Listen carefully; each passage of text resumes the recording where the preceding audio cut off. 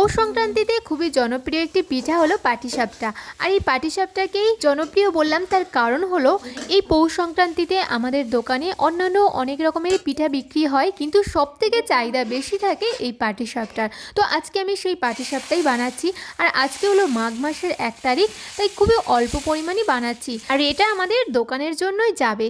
আর পৌষ সংক্রান্তিতে যে পরিমাণ পিঠা বানানো হয়েছিল আর আমরা সবাই খুবই ব্যস্ত ছিলাম, তাই ভিডিওটা আর বানানো হয়নি। তো ভিডিওর প্রথমেই তোমরা যে দেখলে কড়াইতে আমি একটা পুর তৈরি করছি, ওটা হলো নারকেলের। তারপর আমি সর্ষে তেল ইউজ করেছিলাম তাওয়াতে। আর সর্ষে তেলটাকে কিন্তু খুন্তি বা অন্য কিছু দিয়ে ইউজ করলে অসুবিধা হবে। আর আমরা ইউজ করি কলার ডাঁটা থেতো করে, সেই থেতোর মুখটা দিয়েই সর্ষে তেলটা ইউজ করা হয়। আর তারপরে কিভাবে রোলিং করা হলো সেটাও তো তোমরা দেখলে। আর এই যে পাটিসাপটাগুলোকে দেখো কত লোভনীয় লাগছে। পৌষ সংক্রান্তিতে এই পাটিসাপটার প্রচুর চাহিদা থাকে। আর তোমরাও যদি টেস্ট করতে চাও বেলেঘাটাতে চলে এসো।